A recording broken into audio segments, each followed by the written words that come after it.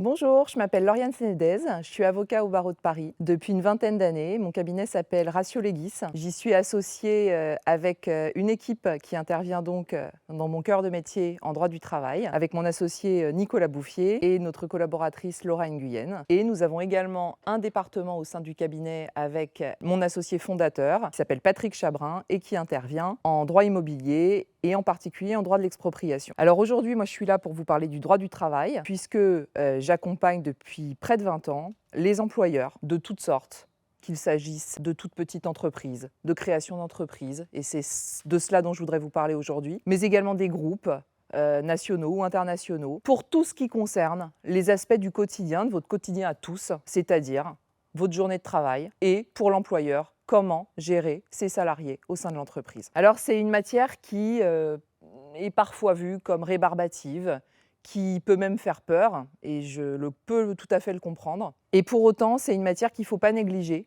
parce que si on prend le temps de bien la comprendre en amont, et en particulier au moment où on monte son entreprise, toute la vie se passe correctement au quotidien, parce que vous qui avez des idées et qui vous avez l'énergie pour la mettre à profit, vous avez fait vos formalités juridiques.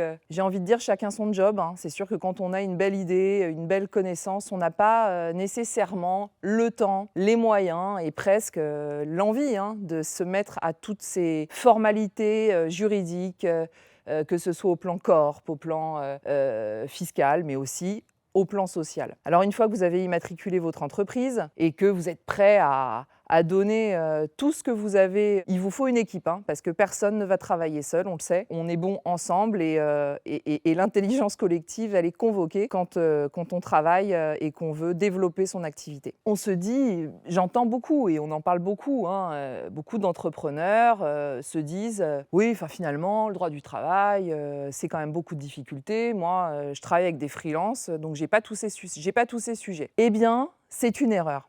C'est une erreur parce que dès lors que vous travaillez avec des personnes à qui vous donnez des directives, des ordres, des méthodes, des process, et que vous en contrôlez la bonne exécution, et que si ce travail que vous avez demandé il est mal fait, que vous souhaitez en sanctionner les manquements ou dire à quelqu'un c'est pas comme ça qu'il fallait faire, mais comme ça je te l'avais dit, ça ne va pas, eh bien vous êtes dans un lien de subordination. Et c'est ce lien de subordination qui caractérise la notion de salarié en France. Se dire je ne vais prendre que des indépendants, comme ça j'aurai aucun problème, c'est une erreur. Et c'est une erreur qui peut coûter cher. Si vous voulez déclencher l'ensemble des règles à appliquer au quotidien, il est fondamental. Alors moi, mon conseil, c'est que si vous créez votre entreprise, que vous êtes tout à l'enthousiasme, et c'est ça dont on a besoin dans ce pays, et on ne peut que l'encourager, moi, mon conseil, c'est de vous attacher dès le début à prendre le temps nécessaire, ce temps qui est incompressible, mais qu'il faut prendre pour faire le point sur vos besoins, sur vos envies, sur vos perspectives de croissance, et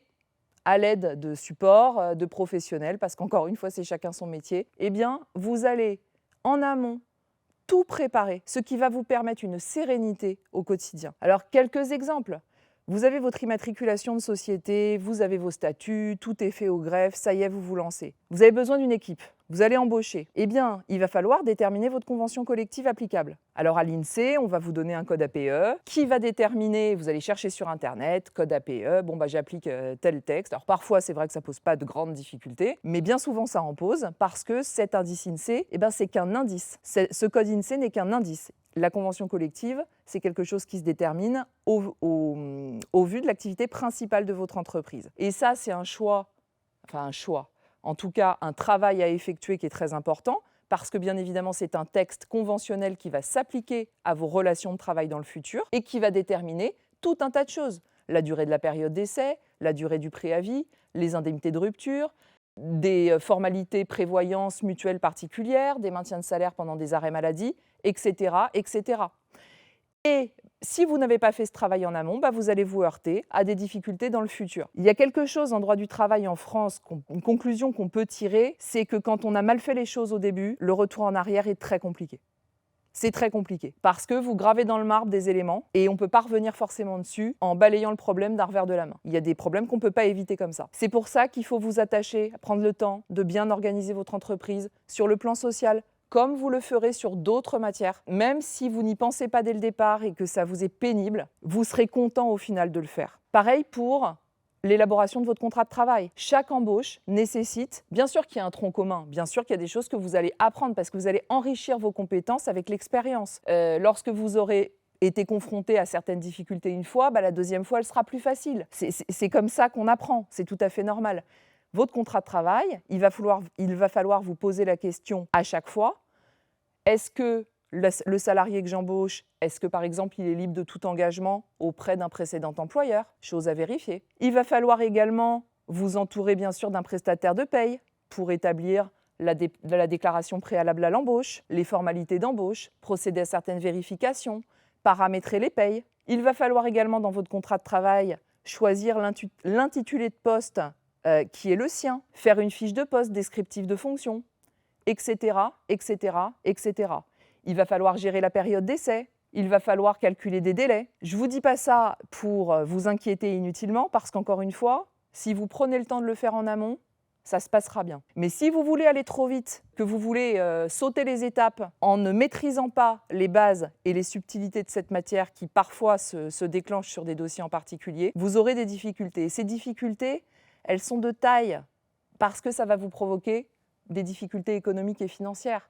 C'est ça l'enjeu. L'enjeu, c'est des contentieux, d'éventuelles condamnations. C'est ça qu'il faut éviter. Et ce n'est pas une fatalité. C'est ça que je voudrais passer comme message positif. C'est absolument pas une fatalité. Alors, je peux que vous souhaiter un développement, bien entendu, une prospérité et tout le succès que vous méritez chacun d'entre vous.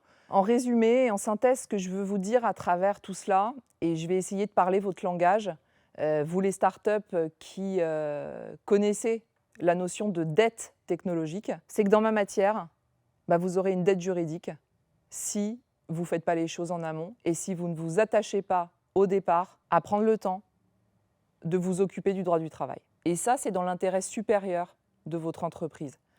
Parce que les risques, si vous ne faites pas tout cela, ça va être des risques économiques, financiers, mais aussi réputationnels. Donc moi, je ne peux que vous encourager à chaque fois à prendre ce temps-là, ce temps nécessaire pour bien délimiter vos embauches. Qui fait quoi?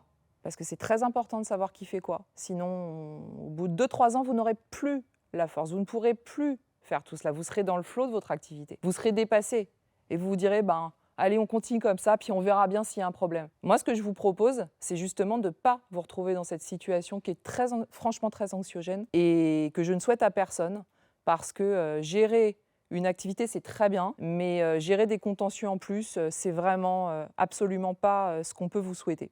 Donc au bénéfice de tout ce qui précède, c'est dans ces conditions que je vous souhaite de monter des entreprises, de développer vos idées, de nous enrichir tous mutuellement de nos connaissances respectives, de travailler également ensemble dans l'intérêt de tous. Et je suis persuadée que vous aurez beaucoup de réussite.